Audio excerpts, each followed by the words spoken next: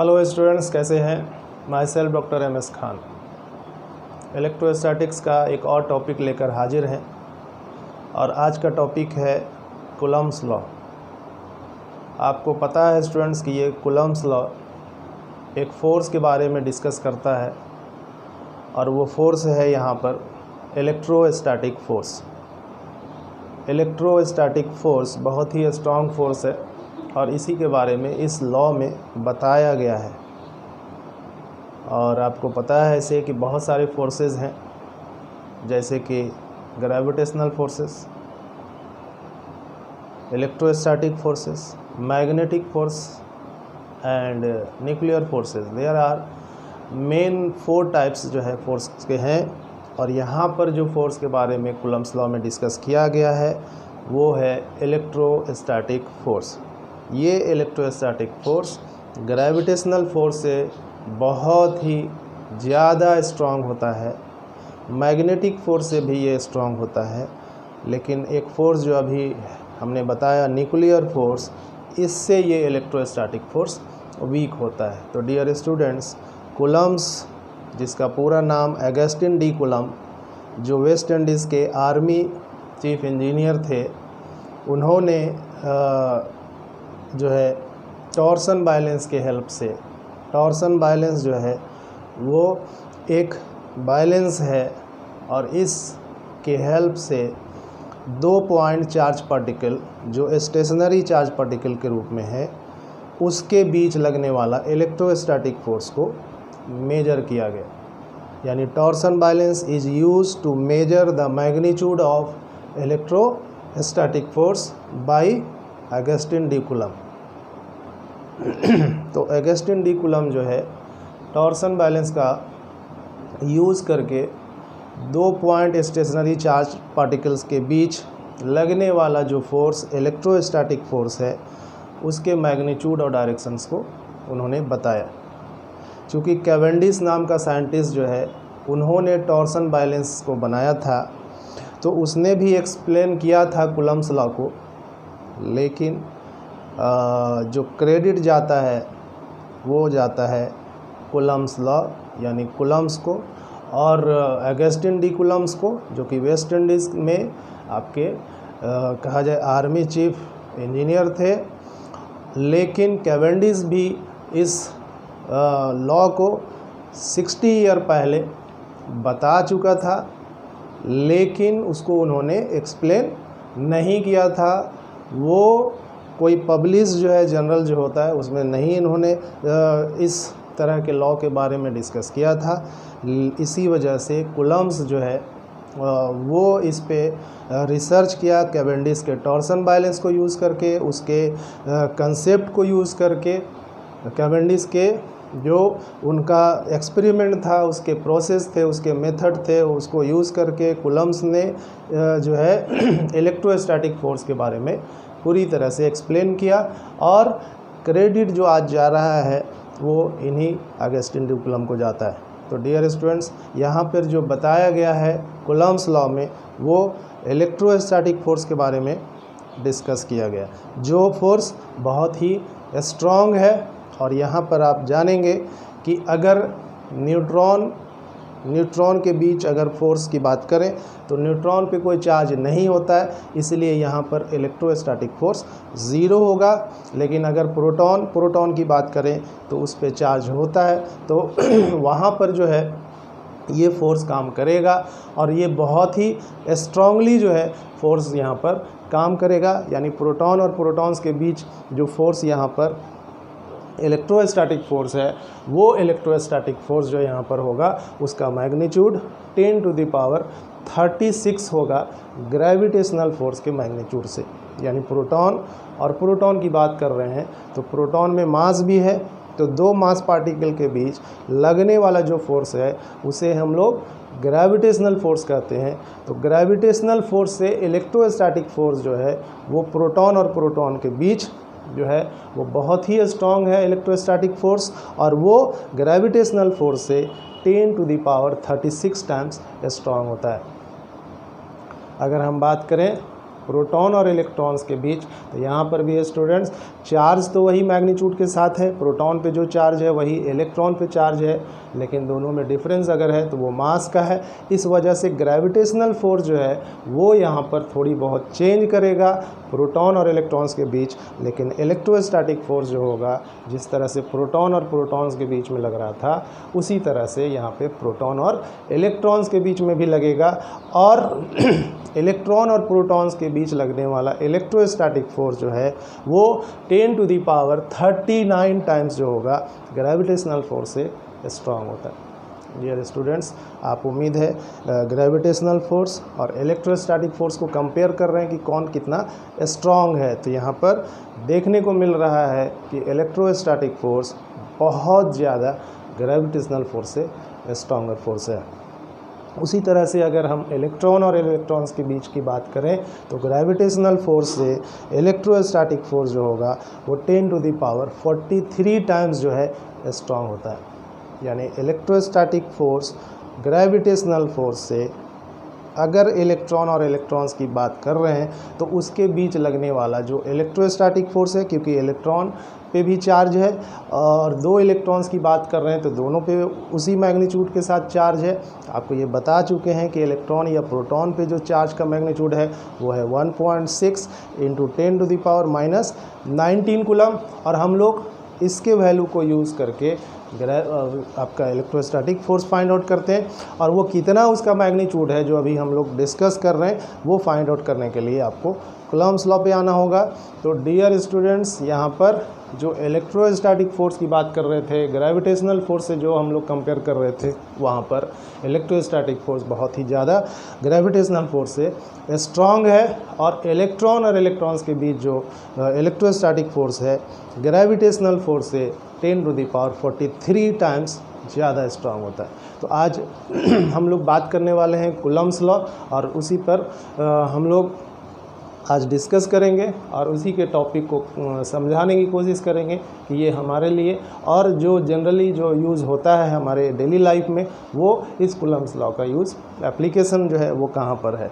तो पहले हम लोग कूलम्ब्स लॉ का स्टेटमेंट देख लेते हैं, उसका जो मैथमेटिकल कैलकुलेशन है उसको समझ लेते हैं, फिर इस पे जो न्यूमेरिकल्स है वो फिर आपको बनाना है, और इसके आगे फिर इसका एप्लीकेशन। तो देखिए यहाँ पर कि कूलम्ब्स लॉ कहता क्या है। तो कूलम्ब्स लॉ जो है मैंने बताया कि इलेक्ट्रोस्टैटिक फोर्स के बारे में डिस्कस करता है। तो ये इलेक्ट्रोस्टैटिक फोर्स को कैसे मेजर किया उन्होंने, तो देखा कि और क्या यूज़ किया डिवाइस, तो यहाँ पे टॉर्सन बैलेंस कूलम्ब्स ने यूज़ किया टॉर्सन बैलेंस, और ये टॉर्सन बैलेंस से ग्रेविटेशनल फोर्स को भी मेजर किया जाता है। और यहाँ पर कूलम्ब्स ने किसका यूज़ कर रहे हैं मेजर करने के लिए, इलेक्ट्रोस्टैटिक फोर्स का। तो टॉर्सन बैलेंस जो है वो इलेक्ट्रोस्टैटिक फोर्स को भी मेजर कर सकता है, ग्रेविटेशनल फोर्स को भी मेजर करता है। अंतर ये है कि ग्रेविटेशनल फोर्स जो है वो दो मास बॉडीज़ के बीच में लगने वाला फोर्स है, और यहाँ इलेक्ट्रोस्टैटिक फोर्स जो है वो 2 पॉइंट चार्ज पार्टिकल के बीच में लगने वाला ये फोर्स है। तो दोनों जगह पर ये टॉर्सन बैलेंस यूज होता है, और क्रेडिट जाता है कैवेंडिश को जिन्होंने टॉर्सन बैलेंस बनाया। तो सबसे पहले इसके स्टेटमेंट को देखिए, तो कहा जा रहा है कि electrostatic force between 2 point stationary charge particle is directly proportional to the product of the magnitude of charges and inversely proportional to the square of the distance between two given charges. As अगर कहा जाए यहाँ पे तो the electrostatic force between 2 point stationary charge particles is directly proportional to the product of the magnitude of charges and inversely proportional to the square of the distance between them. यानी यहाँ पर क्या समझ में आया कि सपोज करें कि 2 पॉइंट चार्ज पार्टिकल्स हैं, स्टेशनरी है वो भी, रुका हुआ है 2 पॉइंट चार्ज पार्टिकल्स, और कहीं ना कहीं उसको रखा गया है।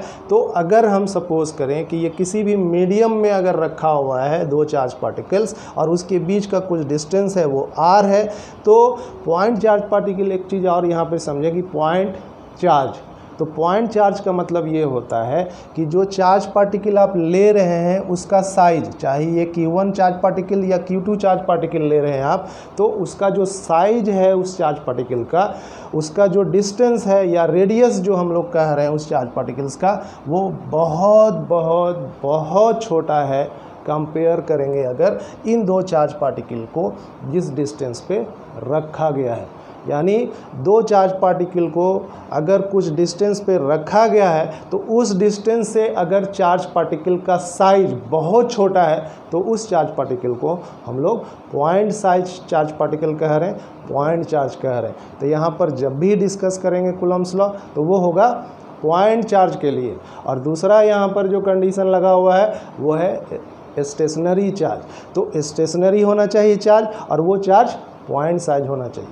चार्ज तो वो किसी भी बॉडीज़ पे आ सकता है, चाहे वो आपका डिस्क हो, चाहे वो स्फेयर हो, चाहे वो स्क्वायर हो, चाहे वो किसी भी शेप में हो, चार्ज बॉडी पे डेवलप कर सकता है।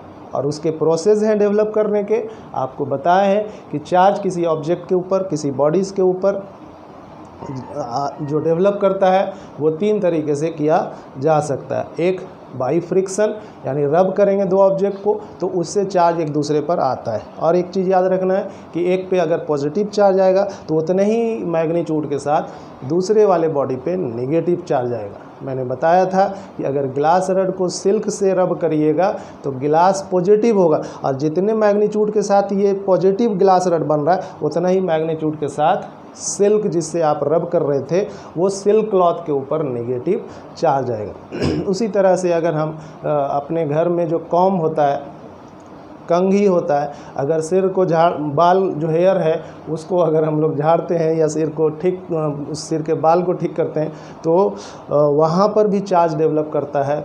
हेयर और कॉम्ब के बीच चार्ज डेवलप करता है, क्योंकि वहाँ पे भी आपका फ्रिक्शन हो रहा है, रब कर रहे हैं आप, एक दूसरे से घर्षण वहाँ पर हो रहा है, तो उसकी वजह से हेयर और कॉम्ब दोनों पे चार्ज आ जाता है। हमने बताया था कि हेयर के ऊपर जो चार्ज आ जाएगा वो पॉजिटिव आएगा और कॉम्ब के ऊपर जो चार्ज आएगा वो नेगेटिव आएगा। अब मैग्नीट्यूड दोनों का सेम रहेगा, लेकिन हेयर पॉजिटिव के रूप में डेवलप कर रहा है उसके ऊपर चार्ज, और कॉम्ब के ऊपर नेगेटिव चार्ज आ रहा है। तो डियर स्टूडेंट्स, यहाँ पे बताना ये चाह रहे थे कि कूलम्ब्स लॉ जो है वो डिस्कस कर रहा है पॉइंट साइज चार्ज पार्टिकल्स को, और वो चार्ज स्टेशनरी होना चाहिए। और एक कंडीशन यहाँ पे याद रखिए कि कूलम्ब्स लॉ जो कह रहा है point size charge particle stationary, और तीसरा जो इम्पॉर्टेंट पॉइंट है वो ये है कि दो चार्ज पार्टिकल का जो डिस्टेंस है r यहाँ पे, वो r 10 to the power -15 metre से ज़्यादा होना चाहिए। यानी कि हम कहेंगे कि the distance between two given charge particle must be equal and greater than 10 to the power -15 metre. अब 10 to the power -15 मीटर को फर्मी कहा जाता है, 1 फर्मी कहा जा रहा है। तो हम लोग यहाँ पे कह सकते हैं कि r का जो डिस्टेंस है वो Q1 और Q2 के बीच का है, और उसकी डिस्टेंस जो है कम से कम 10 to the power -15 मीटर या 1 फर्मी होना चाहिए। अगर 1 फर्मी से कम हो जाता है तो फिर वहाँ पर ये कूलम्ब्स लॉ को आप मेजर नहीं कर पाएंगे, उसके इलेक्ट्रोस्टैटिक फोर्स के स्ट्रेंथ को, उसके मैग्नीट्यूड डायरेक्शंस को फाइंड आउट नहीं कर पाएंगे, क्योंकि कम रेंज पर जब जाएंगे तो वहाँ पर एक फोर्स और डेवलप कर रहा है और वो है न्यूक्लियर फोर्स। तो न्यूक्लियर फोर्स जो है यहाँ पर हम आपको बताएं कि ये इलेक्ट्रोस्टैटिक फोर्स से बहुत ही ज़्यादा स्ट्रॉन्ग होता है। तो जैसे ही साइज यहाँ पर स्टूडेंट कम हो जाएगा, distance between to charge particles का कम हो जाएगा और वो 10 to the power -15 मीटर से कम हो जाएगा, तो वहाँ पर न्यूक्लियर फोर्स जो है वो हावी होगा, और हम उस कूलम्ब्स लॉ को सही तरीके से जो एक्सप्लेन किया जा रहा है इस फार्मूले के ज़रिए वो हम नहीं कर पाएंगे। तो कंडीशन यहाँ पर हुआ कूलम्ब्स लॉ का, क्या हुआ कि charge must be stationary and point size and distance between two given charge particle क्या होगा यहाँ पर वो 10⁻⁻15 मीटर से ज़्यादा होना चाहिए। अब वो ज़्यादा इन्फिनिटी तक भी हो सकता है, लेकिन 10⁻⁻15 मीटर से नीचे इधर कम नहीं होना चाहिए। अगर ऐसा होता है तो फिर यहाँ पर ये कूलम्ब्स लॉ एक्सप्लेन नहीं कर पाएगा उस फोर्स को जिसके बारे में हम लोग यहाँ पर जानने की कोशिश कर रहे हैं। और वो फोर्स यहाँ पर जो हम लोग डिस्कस कर रहे हैं वो है इलेक्ट्रोस्टैटिक फोर्स। अब देखिए इसके मैथमेटिकल कैलकुलेशन को क्या बताया मैथमेटिकल कैलकुलेशन में। तो देखा जाए इसके स्टेटमेंट को तो उसके अनुसार ये इलेक्ट्रोस्टैटिक फोर्स है, यानी F जो है यहाँ पर इलेक्ट्रोस्टैटिक फोर्स है। और इलेक्ट्रोस्टैटिक फोर्स के बारे में कह रहा है कि ये डायरेक्टली प्रोपोर्शनल है टू गिवन चार्ज पार्टिकल के मैग्नीट्यूड का। तो F डायरेक्टली प्रोपोर्शनल है Q1 और Q2 का, और इन्वर्सली प्रोपोर्शनल है to the square of the distance between them. तो कह सकते हैं कि F directly proportional to Q1 Q2 and inversely proportional to R square. तो हम लोग ऐसे लिख सकते हैं, अलग अलग भी चाहते तो लिख सकते थे कि F proportional to Q1 Q2 and F proportional to 1/R square. अब इसको कंबाइन करते तो यही इक्वेशन देखने को मिलता। तो F डायरेक्टली प्रोपोर्शनल टू एक साथ कह सकते हैं Q1 Q2/R स्क्वायर। अब इस प्रोपोर्शनलिटीज़ को हटाना चाहेंगे तो एक कांस्टेंट आएगा, और ये कांस्टेंट हमने यहाँ पर k लिया है। और एक चीज़ और याद रखिए कि ये k जो है वो स्मॉल k है, क्योंकि दो k यहाँ पर दिखाई दे रहा है, और एक स्मॉल और दूसरा कैपिटल K। दोनों में बहुत ही ज़्यादा का डिफरेंस है और दोनों एक ही नहीं समझेंगे। जब स्मॉल k लिखेंगे तो वो यहाँ पर एक कांस्टेंट है जो प्रोपोर्शनलिटी कांस्टेंट, जो कूलम्ब्स कांस्टेंट कहते हैं। यानी k जो है यहाँ पर वो है कूलम्ब्स कांस्टेंट, या इसी को हम लोग इलेक्ट्रोस्टैटिक कांस्टेंट भी कहते हैं। और इस k का जो वैल्यू है वो यहाँ पर हमने लिखा है, स्मॉल k का जो वैल्यू है वो 1/4πε0 कैपिटल K इंटू K। यहाँ पे ध्यान देना है कि k का जो वैल्यू है यहाँ पर 1/4πε0 K। यहाँ पर जो k है वो कैपिटल K है। और इस k के बारे में अगर देखा जाए तो ये डाई इलेक्ट्रिक कांस्टेंट है, डाई इलेक्ट्रिक कांस्टेंट है, या इसी को रिलेटिव परमिटिविटी भी कहते हैं। डाई इलेक्ट्रिक कांस्टेंट मेजर करता है कि कोई मीडियम कितना किसी को अपने आप को ब्रेक कर सकता है चार्ज के रूप में। डाई इलेक्ट्रिक कांस्टेंट मेजर कर रहा है किसी मीडियम के वैसे प्रॉपर्टी को जो अपने आप को क्या करेगा, आयंस में बदलेगा, चार्ज में बदलेगा। अगर हम डाइलेक्ट्रिक कांस्टेंट एयर की बात करें तो 1 होता है। तो 1 जो है यहाँ पे बहुत कम वैल्यू है। इसका मतलब ये हुआ कि ये जो मीडियम एयर है ये अपने आप को ब्रेक नहीं कर सकता चार्ज के रूप में, और चार्ज में जब ये एयर नहीं ब्रेक होगा तो वो चार्ज फ्लो नहीं करेगा, यानी करंट जो है वो डेवलप नहीं करेगा। तो एयर को इसीलिए यहाँ पर इंसुलेटर के रूप में लिया जाता है, इंसुलेटर के रूप में। अब आगे अगर हम लोग बात करें कि हम 2000 वोल्ट दे देते हैं एयर को, इतना ज़्यादा इलेक्ट्रिक फील्ड स्ट्रॉन्ग प्रोवाइड कर देते हैं एयर को, तो हो सकता है कि एयर ब्रेक करके चार्ज में बदले। लेकिन नॉर्मल कंडीशन में एयर इंसुलेटर की तरह काम करता है।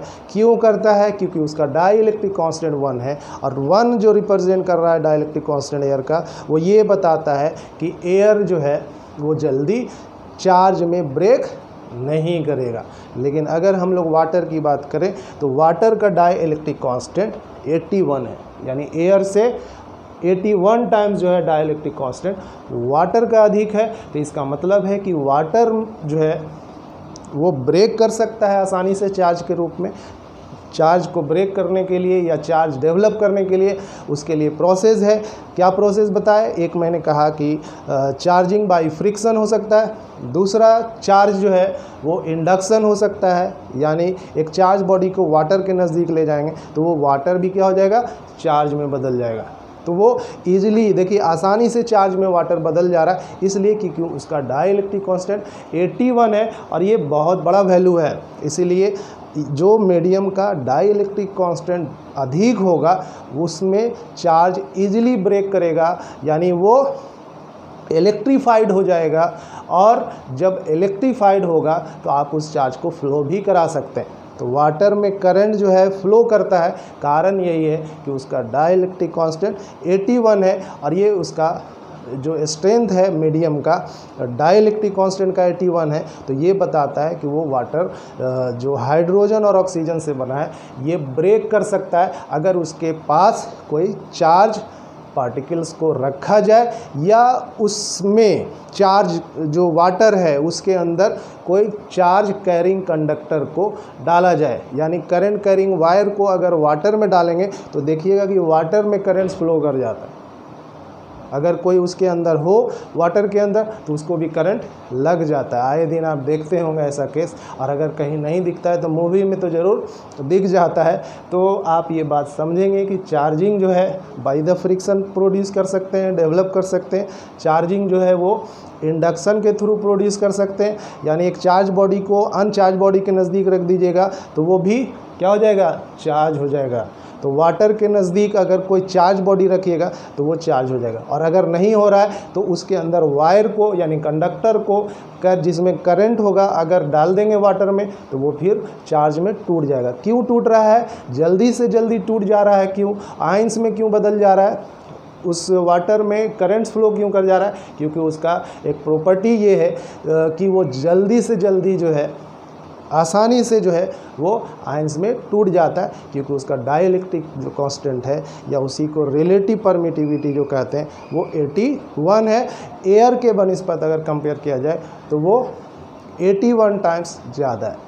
वाटर से ज़्यादा जो करंट्स फ्लो करता है, आप देखते हैं हम लोग घर में यूज़ करते हैं, है ना, जो वायर यूज़ करते हैं मेटालिक वायर वो होता है, यानी मेटल से बना हुआ होता है वो। तो उसमें आप क्या देखते हैं कि स्विच ऑन करते हैं और चार्ज फ्लो करना शुरू करता है। इसका मतलब है स्विच ऑन करते हैं, करंट देते हैं, तो वो करंट की वजह से जो है वो इलेक्ट्रॉन जो है वो फ्लो करता है, यानी चार्ज फ्लो करता है। तो यहाँ पर ये बात समझ में आया कि कोई मेटल है तो उस मेटल में चार्ज बहुत तेज़ी से जो है आपका डेवलप कर जा रहा है, और इसका कारण है कि उसका डाइलेक्ट्रिक कांस्टेंट जो है वो बहुत ही अधिक होगा।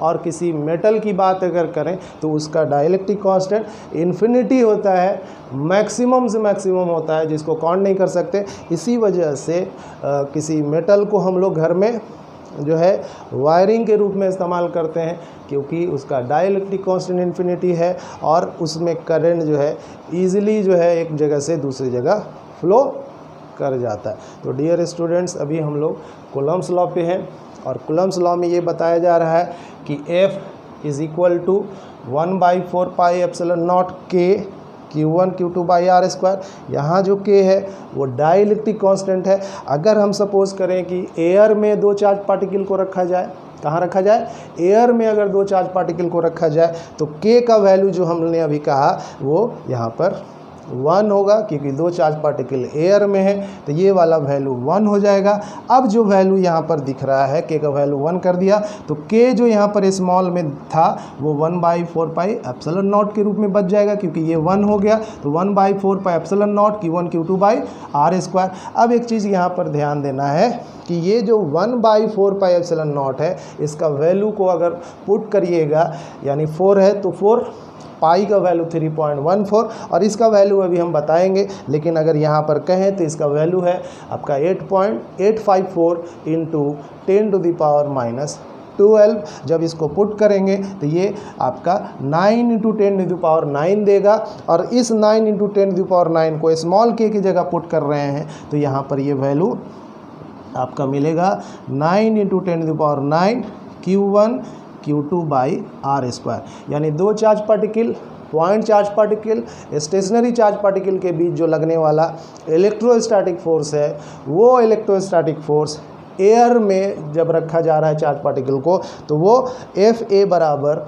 9 into 10⁻9 Q1 Q2 by r square से फाइंड आउट करेंगे। ये फोर्स का मैग्नीट्यूड है, और जिस फोर्स की बात कर रहे हैं वो इलेक्ट्रोस्टैटिक फोर्स है। तो यहाँ पर FA is an electrostatic force and its magnitude will be obtain by 9 into 10⁻9 Q1 Q2 by r square. और इसको हम लोग कह सकते हैं FA is equal to 1/4 pi epsilon naught Q1 Q2 by r square, या दूसरे भाषा में और कह सकते हैं कि FA is equal to K small k Q1 Q2 by r square, जहाँ पे डाइलेक्ट्रिक कांस्टेंट जो कैपिटल के रूप में है उसका वैल्यू जब एयर की बात करेंगे तो 1 होगा, और पुट करेंगे तो फाइनली जो रिजल्ट आएगा जब दो चार्ज पार्टिकल को एयर में रखेंगे तो वो होगा FA is equal to 9 × 10⁹ Q1 Q2 by r square. ये मैग्नीट्यूड हुआ। डायरेक्शन, क्योंकि फोर्स है तो वेक्टर है और वेक्टर का मैग्नीट्यूड और डायरेक्शन से रिप्रेजेंट होता है, तो यहाँ पर ये मैग्नीट्यूड है। डायरेक्शन बताने के लिए हमको फिर उसके वेक्टर्स के फॉर्म में जाना होगा, तो उसकी भी बात करेंगे। पहले इसके मैग्नीट्यूड को यहाँ पर समझ लें।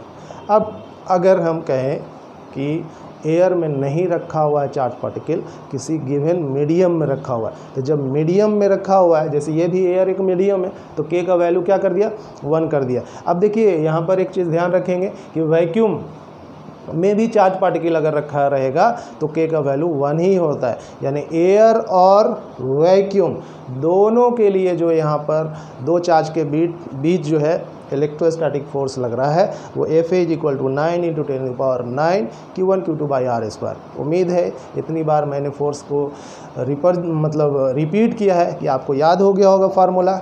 और सिंपली जो है हम कहें कि एयर या वैक्यूम के बीच जो फोर्स लग रहा है वो यहाँ पर 9 × 10⁹ Q1 Q2 by r square, जहाँ पे Q1 Q2 क्या है, point and stationary charge particle का मैग्नीट्यूड है।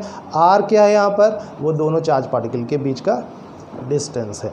तो इस फोर्स के मैग्नीट्यूड को फाइंड आउट करने के लिए कूलम्ब्स ने कैवेंडिश के द्वारा बनाया गया टॉर्सन बैलेंस का यूज़ किया, और टॉर्सन बैलेंस से जो है हम लोग इलेक्ट्रोस्टैटिक फोर्स का मैग्नीट्यूड फाइंड आउट कर सकते हैं। टॉर्सन बैलेंस से हम लोग ग्रेविटेशनल फोर्स का भी मैग्नीट्यूड, डायरेक्शन फाइंड आउट कर सकते हैं। तो अभी हम लोग ये चैप्टर पढ़ रहे हैं तो इसकी बात करेंगे। आगे अगर ग्रेविटेशन की बात करेंगे तो वहाँ पर भी बताएंगे कि कैसे वहाँ कैवेंडिश ने टॉर्सन बैलेंस यूज़ करके ग्रेविटेशनल फोर्स के मैग्नीट्यूड को फाइंड आउट किया था।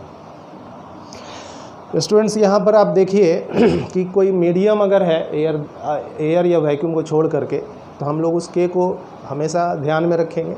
तो के जो कि डाइलेक्ट्रिक कांस्टेंट है या रिलेटिव परमिटिविटी है, इसका अलग अलग मीडियम का वैल्यू है। अब मीडियम बहुत तरह का है, गिन नहीं सकते, इतना सारा मीडियम है, लेकिन जनरली जो मीडियम हम लोग देख रहे हैं तो एयर है, वैक्यूम है, वाटर दिख रहा है आपको।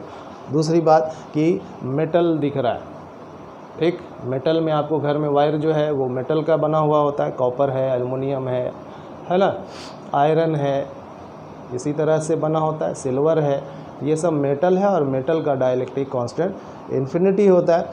तो अब आप देखेंगे कि एयर और वैक्यूम को अगर नहीं यूज़ करके कोई दूसरा मीडियम की बात कर लें, जैसे वाटर का भी हमने बताया कि 81 टाइम्स जो है फोर्स जो है यहाँ पर क्या हो रहा है, 81 टाइम्स डाइलेक्ट्रिक कांस्टेंट ज़्यादा है एयर के रिस्पेक्ट में, तो फोर्स फिर क्या होगा एयर के रिस्पेक्ट में। अगर हम वाटर में लगने वाला जो फोर्स होगा, वाटर मॉलिक्यूल्स के बीच लगने वाला इलेक्ट्रोस्टैटिक फोर्स होगा, उसका मैग्नीट्यूड क्या, एयर में रहने वाला जो चार्ज पार्टिकल है उसके बीच का जो मैग्नीट्यूड है उसमें क्या सेम लगेगा, कम होगा मैग्नीट्यूड, या मोर देन होगा एयर के रेस्पेक्ट में वाटर में लगने वाला इलेक्ट्रोस्टैटिक फोर्स।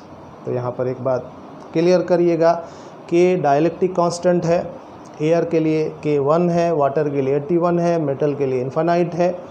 कोई भी ले लिया मीडियम, जो दिया रहेगा उसमें के का वैल्यू आपको पुट किया रहेगा, दिया रहेगा क्वेश्चंस के अनुसार। तो अब यहाँ पर कह रहा है कि जब हम लोग किसी मीडियम में अदर देन एयर और वैक्यूम को देखते हुए आगे हम लोग बढ़े, तो के डाइलेक्ट्रिक कांस्टेंट है, और अगर के का वैल्यू पुट करें तो small K by capital K Q1 Q2 by r square, small K by capital K Q1 Q2 by r square, जहाँ स्मॉल के अभी हमने पुट किया था एयर के रिस्पेक्ट में वो 1/4 पाई एप्सिलॉन नॉट, तो यहाँ पे 1/4 पाई एप्सिलॉन नॉट और डिवाइडेड बाई जो है कैपिटल के जो कि डाइलेक्ट्रिक कांस्टेंट है, और Q1 Q2 by r square. यानी ऐसे समझा जाए स्टूडेंट्स, एक बार फिर से इसको इस तरह से कि ये जो है आपका चार्ज पार्टिकल Q1 है, ये Q2 है, और उस दोनों के बीच का डिस्टेंस r है। तो इसके बीच जो है अगर हम मीडियम को दिखा रहे हैं और उसके बीच जो फोर्स लग रहा है वो Fm लग रहा है। एयर के बीच में जो फोर्स लग रहा था वो था 1/4 pi epsilon naught Q1 Q2 by r square. Clear है। जब दो चार्ज पार्टिकल्स को एयर या वैक्यूम में रखा जाए और उसके बीच का डिस्टेंस अगर r हो तो उस पे लगने वाला जो इलेक्ट्रोस्टैटिक फोर्स होगा वो Fa is equal to 1/4 pi epsilon naught Q1 Q2 by r square, या इसी को अभी हम लोग लिख रहे थे 9 × 10⁹ Q1 Q2 by r square. अगर इन सबको यहाँ से मिटा दें तो आपको और आसानी से ये समझ में आएगा। अब हम कह रहे हैं क्या कि एयर में तो ये फोर्स लग रहा है जिसको Fa कह रहे हैं, लेकिन अगर हम कोई अदर मीडियम ले लेते हैं Fm तो उसको फिर हम लोग कैसे फाइंड आउट करेंगे। तो अभी अभी हमने बताया कि वहाँ पर जो दिख रहा है Fa और उसको डिवाइड कर देंगे किससे, डाई इलेक्ट्रिक कांस्टेंट से। तो जो मीडियम आपने लिया है और उसके बीच में जो चार्ज पार्टिकल को रख रहे हैं उसके बीच जो इलेक्ट्रोस्टैटिक फोर्स लगेगा वो Fm is equal to Fa/K। Fa का जो वैल्यू है वो आपको यहाँ पता है कि 9 × 10⁹ Q1 Q2 by r square, और यहाँ पर अपॉन क्या है, K है। यानी आप ये देखो कि ये पूरा का पूरा एयर में जब चार्ज पार्टिकल को रख रहे थे तब का मैग्नीट्यूड है और डिवाइड हो रहा है वो मैग्नीट्यूड से, और वो जिससे डिवाइड हो रहा है वो यहाँ पर डाइलेक्ट्रिक कांस्टेंट है। तो बात ये समझ में आया कि जिस मीडियम का डाइलेक्ट्रिक कांस्टेंट ज़्यादा से ज़्यादा वैल्यू के साथ होगा वहाँ पर उस दो चार्ज पार्टिकल के बीच जो लगेगा फोर्स, इलेक्ट्रोस्टैटिक फोर्स, उसका मैग्नीट्यूड डिक्रीज़ करेगा, घटेगा। तो जैसे जैसे डाई इलेक्ट्रिक कांस्टेंट मीडियम का बढ़ेगा वैसे वैसे दो चार्ज के बीच लगने वाला इलेक्ट्रोस्टैटिक फोर्स वो का मैग्नीट्यूड डिक्रीज़ करता जाएगा। और अगर हम सपोज करें कि यहाँ पर K जो है वो मेटल है, यानी यहाँ पर मेटल का बॉल अगर ले लें, दो मेटालिक बॉल ले लिया जाए सपोज करिए, और इसके बीच का डिस्टेंस r है, ठीक। तो उसके बीच जो फोर्स लगेगा, अगर हम लोग यहाँ पर मीडियम की बात कर रहे हैं, इसके ऊपर चार्ज Q1 है, इस पे चार्ज Q2 है और ये मीडियम है आपका। अगर एयर होगा तब तो 9 × 10⁹ Q1 Q2 by r square होगा, और अगर कोई मीडियम होगा, सपोज कर रहे हैं कि यहाँ पर जो चार्ज पार्टिकल को रखा गया है जहाँ पे, अगर वो वाटर है तो K जो है यहाँ पर 81 बैठाएंगे। इसका मतलब है कि वाटर के बीच यानी वाटर मॉलिक्यूल के बीच जो इलेक्ट्रोस्टैटिक फोर्स है वो 81 टाइम्स डिक्रीज़ करेगा जब वो चार्ज पार्टिकल एयर में रखा हुआ है। तो एयर के रिस्पेक्ट में इलेक्ट्रोस्टैटिक फोर्स जो है वाटर में जो लग रहा है वो अधिक लग रहा है, 81 टाइम्स जो है एयर में ज़्यादा लग रहा है। अगर हम बात कर रहे हैं मेटल का, यानी कोई अगर हम मीडियम मेटल का यूज़ करें तो उस दोनों चार्ज पार्टिकल के बीच जब फोर्स की बात करेंगे तो वो निग्लेजेबल होगा, ज़ीरो होगा। इससे पता चल रहा है कि जैसे जैसे डाइलेक्ट्रिक कांस्टेंट बढ़ेगा वैसे वैसे आपका इलेक्ट्रोस्टैटिक फोर्स जो दो चार्ज पार्टिकल के बीच में लग रहा है वो क्या हो रहा है, डिक्रीज़ कर रहा है। तो यहाँ पर Q1 Q2 दो चार्ज पार्टिकल है और इसके बीच में मीडियम रखा गया। अब ये मीडियम का डाइलेक्ट्रिक कांस्टेंट है, तो हम जितना ज़्यादा इसका वैल्यू होगा उतना इसके बीच लगने वाला इलेक्ट्रोस्टैटिक फोर्स कम होगा, या जितना कम होगा इसका डाइलेक्ट्रिक कांस्टेंट वैल्यू उतना अधिक जो है इलेक्ट्रोस्टैटिक फोर्स लगेगा। तो स्टूडेंट्स, एयर का डाइलेक्ट्रिक कांस्टेंट सबसे कम यहाँ पर दिखा रहे हैं और वो 1 है। तो यहाँ पर इलेक्ट्रोस्टैटिक फोर्स जो एयर में जो चार्ज पार्टिकल रखा हुआ है वहाँ पे मैक्सिमम फोर्स काम करेगा। वो फोर्स जो हमें अभी पढ़ रहे हैं वो है इलेक्ट्रोस्टैटिक फोर्स। तो electrostatic force will be maximum when two given charge particles are placed in a vacuum और एयर, एंड मिनिमम या it will be 0 when two charge particles are placed in metallic medium, iron, copper, aluminums, etc. तो उम्मीद है आप ये बात समझ गए होंगे। तो इसको हम लोग ऐसे लिख सकते हैं कि कोई मीडियम में लगने वाला, यानी मीडियम में दो चार्ज पार्टिकल रखा हुआ है, उसके बीच लगने वाला जो फोर्स है इलेक्ट्रोस्टैटिक फोर्स वो Fm है, और यहाँ जो एयर में लग रहा है वो आपका Fa है, और डिवाइडेड बाई K कर देंगे तो यही इलेक्ट्रोस्टैटिक फोर्स दो चार्ज के बीच लग रहा है जो कि मीडियम में है। तो Fm is equal to Fa by K। अगर K का वैल्यू 1 कर दें, यानी एयर में चार्ज पार्टिकल है, तो Fm जो है वो इक्वल हो जा रहा है किसके, Fa के। अगर K का वैल्यू 81 कर देंगे तो Fm जो है वो आपका Fa बाई 81 हो जाएगा, और अगर K का वैल्यू इन्फिनिटी कर देंगे, 1 बाई इन्फिनिटी 0 होता है, तो Fm जो होगा वो 0 हो जाएगा। तो हम इसको इस तरह से कह सकते हैं कि अगर कोई दो चार्ज पार्टिकल, एक का वैल्यू हमने अभी लिया Q1, दूसरे का जो है Q2, और इन दोनों के बीच का डिस्टेंस r, और मीडियम जो है यहाँ पर F या कोई भी मीडियम होगा, उसके बीच जो लग रहा है इलेक्ट्रोस्टैटिक फोर्स अगर वो F है, तो F जो है वो इन्वर्सली प्रोपोर्शनल होगा किसके, K के। यहाँ पर जो K है वो डाइलेक्ट्रिक कांस्टेंट वाला K है, कैपिटल K में रिप्रेजेंट हो रहा है। तो K जैसे जैसे बढ़ेगा F वैसे वैसे क्या होगा, घटेगा। ग्राफिकली अगर इसको दिखाएं तो ऐसा कह सकते हैं कि ये इस तरह से डिक्रीज करेगा।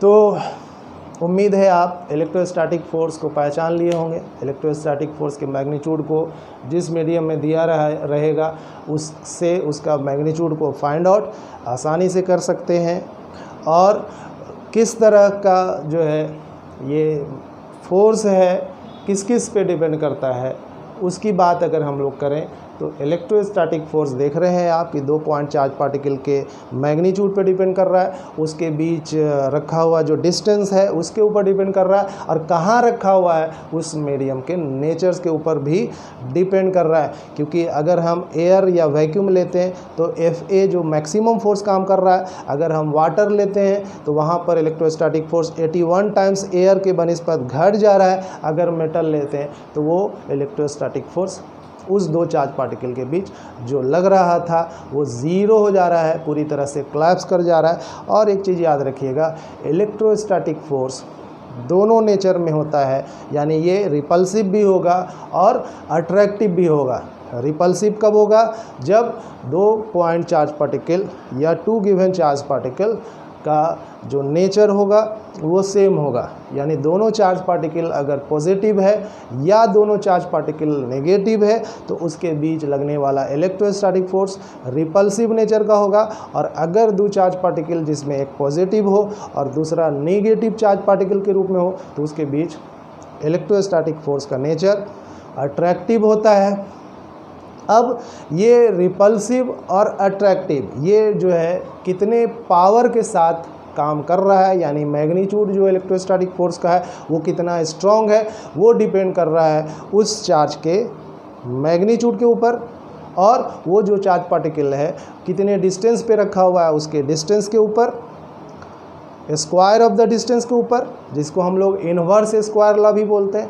तो कूलम्ब्स लॉ जो है जो इलेक्ट्रोस्टैटिक फोर्स के बारे में कह रहा है वो इलेक्ट्रोस्टैटिक फोर्स फॉलो कर रहा है इनवर्स स्क्वायर लॉ को, यानी F इन्वर्सली प्रोपोर्शनल है 1/r² के। और तीसरा जो इलेक्ट्रोस्टैटिक फोर्स है वो डिपेंड कर रहा है नेचर ऑफ मीडियम के ऊपर, यानी मीडियम कैसा है उसके ऊपर भी इलेक्ट्रोस्टैटिक फोर्स डिपेंड करता है। एक चीज़ और याद रखिए कि ग्रेविटेशनल फोर्स की बात करें तो वो मीडियम पर डिपेंड नहीं करता है। तो यहाँ पर इलेक्ट्रोस्टैटिक फोर्स से ग्रेविटेशनल फोर्स में जो डिफरेंस देखने को मिल रहा है, ग्रेविटेशनल फोर्स दो मास बॉडीज़, जो मास बॉडी है उसके मास पे डिपेंड कर रहा है, उसके बीच के डिस्टेंस पे डिपेंड कर रहा है। यहाँ पर जो डिस्टेंस है electrostatic force inverse square law को फॉलो कर रहा है, ग्रेविटेशनल फोर्स भी इन्वर्स स्क्वायर लॉ को फॉलो करता है। दोनों में डिफरेंस ये है कि electrostatic force 2 point charge particle के मैग्नीट्यूड पर डिपेंड कर रहा है, उसके चार्ज के मैग्नीट्यूड पर डिपेंड कर रहा है। ग्रेविटेशनल फोर्स उसके मास के मैग्नीट्यूड पे डिपेंड कर रहा है।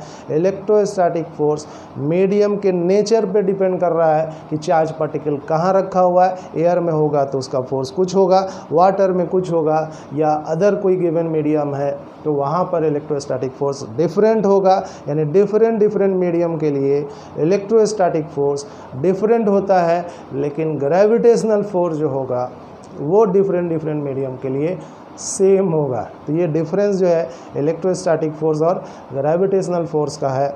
यहाँ पर एक चीज़ और याद रखिए कि ग्रेविटेशनल फोर्स बहुत ही वीक फोर्स है। नेचर में सबसे ज़्यादा अगर कोई वीक फोर्स है तो वो है ग्रेविटेशनल फोर्स, और नेचर में सबसे स्ट्रॉन्ग अगर है, स्ट्रॉन्गेस्ट फोर्स अगर है तो वो है न्यूक्लियर फोर्स। लेकिन न्यूक्लियर फोर्स के बाद जो फोर्स का मैग्नीट्यूड स्ट्रॉन्ग है अदर जो है आपके ग्रेविटेशनल और मैग्नेटिक फोर्सेस से, तो वो है यहाँ पर इलेक्ट्रोस्टैटिक फोर्स, जिसके बारे में कूलम्ब्स ने बताया अपने इस लॉ में, जो 1785 में कब 1785 में ये लॉ दिया, और उस लॉ में बता रहा है कि इलेक्ट्रोस्टैटिक फोर्स किस तरह से डिपेंड करता है। और यहाँ पर 3 चीज़ें हैं जिस पर ये डिपेंड कर रहा है। एक, उस चार्ज के मैग्नीट्यूड के ऊपर जिससे ये फोर्स प्रोड्यूस हो रहा है, दोनों के बीच के डिस्टेंस के ऊपर, और जहाँ पे ये चार्ज रखा हुआ उसके नेचर के ऊपर, तीसरा उसके यूनिट के ऊपर।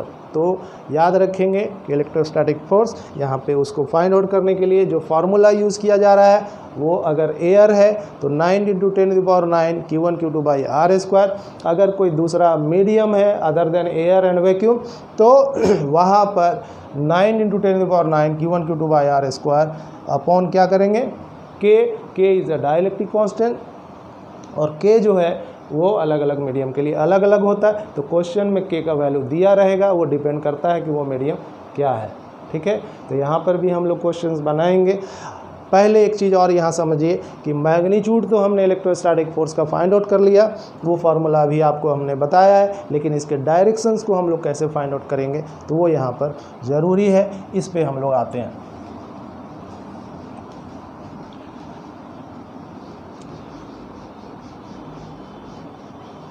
क्योंकि फोर्स वेक्टर है और वेक्टर का मैग्नीट्यूड और डायरेक्शन दोनों होता है, तो यहाँ पर जो कूलम्ब्स लॉ है वो यहाँ पर वेक्टर के फॉर्म में अगर हम दिखाएं तो आपको इस इलेक्ट्रोस्टैटिक फोर्स का डायरेक्शन जो है वो पता चल जाएगा। तो यहाँ पर देखिएगा डायरेक्शन ऑफ इलेक्ट्रोस्टैटिक फोर्स। ठीक है, इसी में हम लोग बात कर लेते हैं। इसको दूसरे तरीके से कह सकते हैं Coulomb's law in vector form. Coulomb's law in a vector form, जैसे अभी हमने बनाया था कि 2 चार्ज पार्टिकल है, पॉइंट चार्ज पार्टिकल होना चाहिए और स्टेशनरी। ये भी बताया कि पॉइंट चार्ज किसको कहते हैं। ठीक, तो Q1 Q2 2 point charge particle है, डिस्टेंस r पे रखा, और इसके बीच जो लग रहा है फोर्स वो इलेक्ट्रोस्टैटिक फोर्स है। इलेक्ट्रोस्टैटिक फोर्स ये इसके ऊपर लगा रहा है, और जितना मैग्नीट्यूड ये फोर्स इस पे लगा रहा है उतने ही मैग्नीट्यूड के साथ इसके ऊपर भी जो है ये चार्ज पार्टिकल इलेक्ट्रोस्टैटिक फोर्स लगा रहा है। तो हम लोग अगर इसमें कहें कि 2 चार्ज पार्टिकल Q1 Q2 जो है प्लेस्ड है r डिस्टेंस पर और रखा हुआ है एयर या वैक्यूम में, तो यहाँ पर आप इत्मीनान हो जाएंगे कि डाइलेक्ट्रिक कांस्टेंट कितना होगा, 1 होगा। तो जब हम 2 चार्ज पार्टिकल्स को एयर या वैक्यूम में रखते हैं तो इसके बीच जो फोर्स लगेगा F इलेक्ट्रोस्टैटिक फोर्स, उसको हम लोगों ने कहा था 1/4 pi epsilon naught Q1 Q2/r²। इसको पुट करेंगे तो 9 × 10⁹ Q1 Q2/r²। ये मैग्नीट्यूड हो गया। अब हम लोग अलग अलग इसके डायरेक्शंस को फाइंड आउट करें। तो देखिएगा कि Q1 जो चार्ज पार्टिकल है वो फोर्स लगा रहा है Q2 के ऊपर। सपोज करते हैं कि यहाँ पर 2 पे फोर्स लग रहा है, इसलिए 2 लिख रहे हैं। कौन लगा रहा है, चार्ज पार्टिकल Q1 लगा रहा है, तो इसको 1 लगा। तो ये जो फोर्स हो गया यहाँ पर F21 ये फोर्स Q2 पे लग रहा है, किससे? Q1 से। अगर उसी तरह से हम कहें कि जब ये फोर्स लगाएगा इसके ऊपर इलेक्ट्रोस्टैटिक फोर्स, तो ये भी इसके ऊपर लगाएगा। तो अब अगर इसको काउंट करिएगा तो F किस पे लग रहा है? 1 के ऊपर। कौन लगा रहा है? 2 लगा रहा है, तो F12 हो गया। देखने को यहीं पे मिल जा रहा है कि जितना फोर्स ये लगाएगा उतना ही फोर्स ये इस चार्ज पार्टिकल के ऊपर लगाएगा, लेकिन दोनों एक दूसरे के क्या है? अपोजिट है। तो हम कह सकते हैं यहाँ पे हेंस F जो आपका 21 है वो अगर देखा जाए तो माइनस F12 के इक्वल होगा। और एक चीज़ समझ लीजिए कि इक्वल एंड अपोजिट तो होगा ही यहाँ पे इलेक्ट्रोस्टैटिक फोर्सेस। अब है कि दोनों जो चार्जेस यहाँ पे अगर पॉजिटिव लिया है तो ये दोनों एक दूसरे को क्या करेगा? रिपेल करेगा। तो यहाँ पर अगर इन दोनों का सम देखा जाए, जब भी देखा जाए दोनों का सम, तो F21 plus F12 is equal to क्या हो जाएगा? 0 हो जाएगा। तो इससे ये पता चलता है, न्यूटन्स का थर्ड लॉ भी आपको ये मालूम है कि every action there is equal and opposite reaction, और दोनों फोर्सेस का अगर सम किया जाए तो वो किसके बराबर होगा? 0 के। तो कूलम्ब्स लॉ जो है यहाँ पे न्यूटन थर्ड लॉ से भी एक्सप्लेन हो रहा है। यानी इलेक्ट्रोस्टैटिक फोर्स जो है यहाँ पर ये बता रहा है कि स्ट्रॉन्ग फोर्स तो है, लेकिन जब भी ये लगेगा तो along the line joining between the two given charges, यानी Q1 और Q2 के लाइन में ही ये इलेक्ट्रोस्टैटिक फोर्स काम करता है। ये इधर और इधर नहीं लगता है। जिधर चार्ज पार्टिकल है उसी के अलोंग, उसी लाइन को ज्वाइन करिएगा आप, तो उसी डायरेक्शन में इस इलेक्ट्रोस्टैटिक फोर्स का डायरेक्शन होता है। अब ये डायरेक्शन उम्मीद है आप समझ गए होंगे। अगर हम इसको बारी बारी से दिखाएं कि अगर ये पॉजिटिव है तो इसका डायरेक्शन इधर जा रहा है, किसकी तरफ जा रहा है? तो F21। लेकिन अगर ये नेगेटिव होता, ध्यान दीजिएगा, अगर ये नेगेटिव होता, सपोज कर रहे हैं किसको? Q1 को, और ये भी आपका Q1 ही है।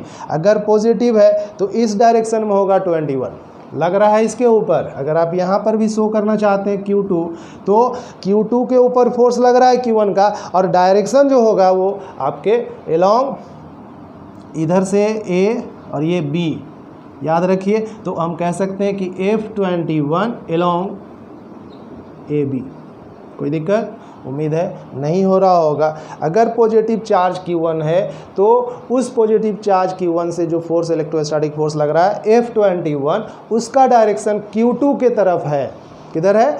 Q2 के तरफ है। तो हम कह सकते हैं कि अगर ये A है और ये क्या है? B है, तो फोर्स जो F21 का है उसका डायरेक्शन अलोंग AB होगा। उसी को हम लोग यहाँ पे F21 अलोंग AB कह रहे हैं। लेकिन अगर ये Q1 नेगेटिव हो जाए तब डायरेक्शन किधर होगा? तो ये जो एरो दिखाए हैं इसको आप पलट दीजिए इधर, और ये चार्ज पार्टिकल Q2 है, और इस पे जो फोर्स, इसी पे जो फोर्स लग रहा है वो F21 ही है, लेकिन डायरेक्शन स्टूडेंट्स यहाँ पर चेंज कर जा रहा है, अपोजिट हो जा रहा है। तो अगर पॉजिटिव चार्ज रहेगा तो अवे फ्रॉम पॉजिटिव चार्ज का डायरेक्शन होगा इलेक्ट्रोस्टैटिक फोर्स का, और अगर नेगेटिव चार्ज होगा और उससे इलेक्ट्रोस्टैटिक फोर्स का डायरेक्शन फाइंड आउट करना है तो वो उसी की तरफ होगा। यानी इलेक्ट्रोस्टैटिक फोर्स का डायरेक्शन कहा जाए कि वो नेगेटिव चार्ज पार्टिकल्स के तरफ ही है। तो यहाँ पर अगर ये नेगेटिव चार्ज है कौन?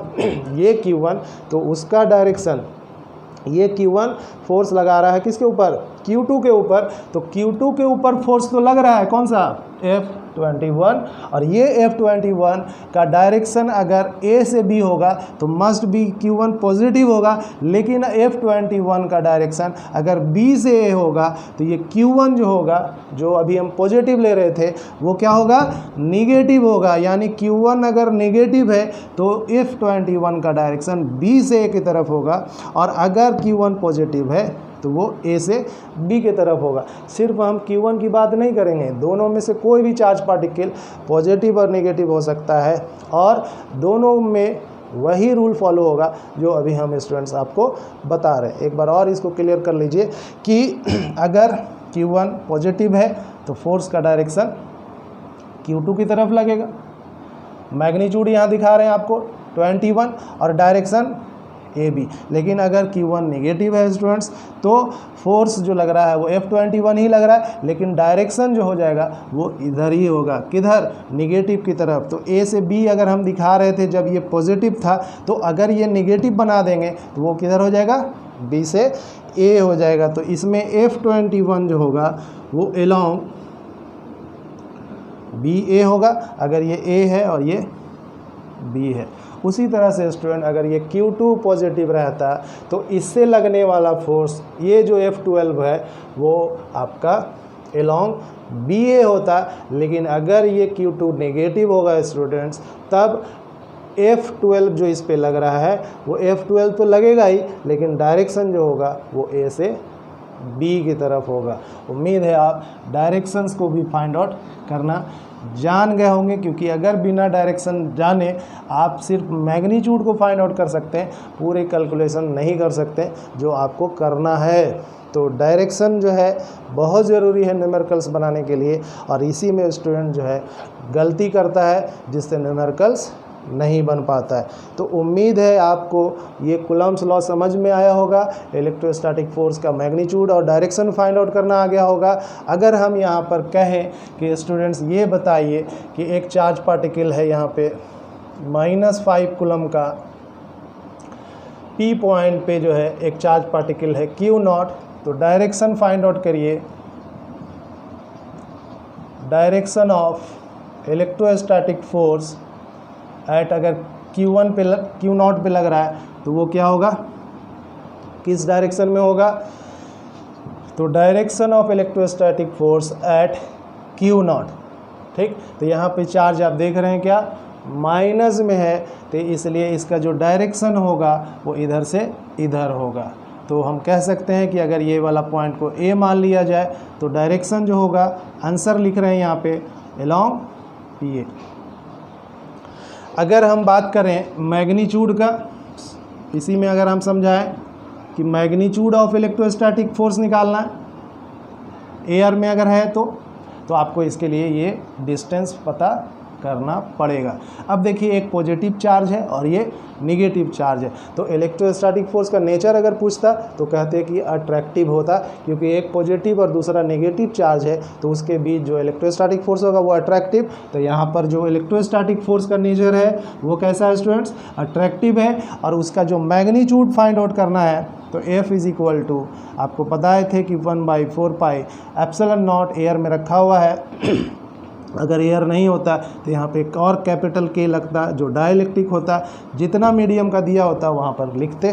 तो अभी एयर दिया है इसलिए हम लोगों ने फार्मूला लिखा है जो पहले बताए हैं, वो है 1/4 pi epsilon naught Q1 Q2 by R square. इसका वैल्यू जब एयर में है तो 9 × 10⁹। Q1 जो है आप इसको अगर मानना चाहते हैं तो मान सकते हैं -5, Q2 को यहाँ पर कह रहा है Q0 डिवाइडेड बाई जो है आपका R स्क्वायर है। R का वैल्यू कुछ दिया हुआ नहीं है, हम लोग उसी के रूप में आंसर निकालेंगे। बताना क्या चाह रहे हैं इसको आप समझिएगा। तो 9 × 10⁹ है ना, 5Q0 by R square. Negative अगर आता है यहाँ पर तो इसका मतलब ये नहीं समझेंगे कि इलेक्ट्रोस्टैटिक फोर्स का मैग्नीट्यूड नेगेटिव में। नेगेटिव का मतलब ये है कि इन दोनों के बीच का जो फोर्स का नेचर है वो अट्रैक्टिव है या रिपल्सिव है। तो जब नेगेटिव रहेगा यहाँ पे तो वहाँ पर अट्रैक्टिव इन नेचर होगा इलेक्ट्रोस्टैटिक फोर्स, और अगर ये नेगेटिव नहीं पॉजिटिव रहता तब वहाँ पर nature of electrostatic force repulsive होता।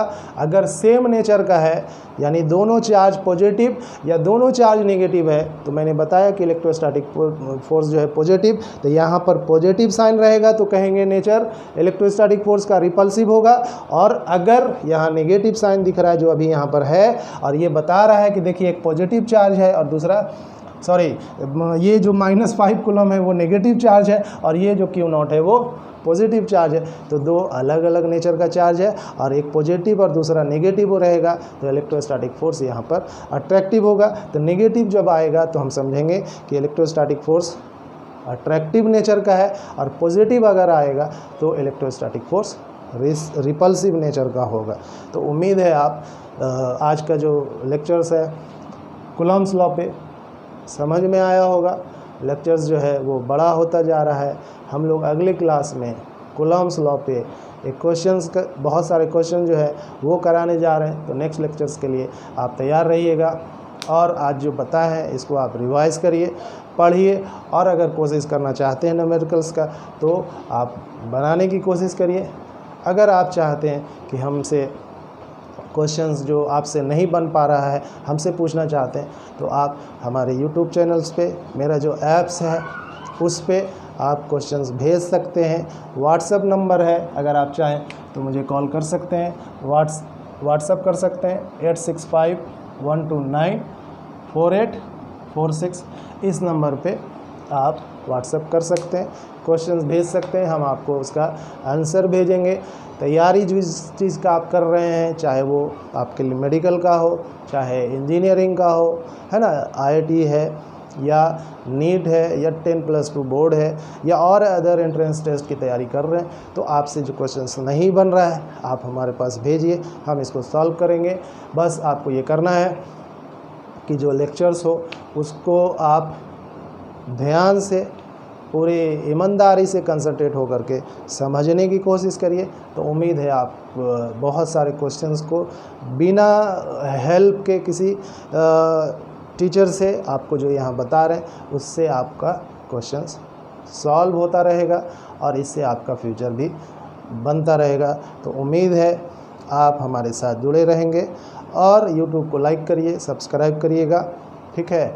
और जिसने प्ले स्टोर से एम्बिशन क्लासेस पटना बिहार का ऐप्स डाउनलोड नहीं किया है वो कर लेंगे, क्योंकि अगर आप PDF नोट्स चाहते हैं, ठीक है, आप जो लेक्चर्स अभी हम दे रहे हैं वो तो यूट्यूब पे दिख रहा होगा, लेकिन और भी वीडियो लेक्चर्स जो यहाँ पर यूट्यूब पे नहीं है वहाँ है, आप उसको भी सर्च कर सकते हैं, देख सकते हैं और पढ़ सकते हैं। तो आज कूलम्ब्स लॉ को बताते हुए यहीं तक ख़त्म करते हैं। नेक्स्ट लेक्चर इसके न्यूमेरिकल्स का होगा। आप फिर हमसे कल मिलेंगे, तब तक के लिए बाय।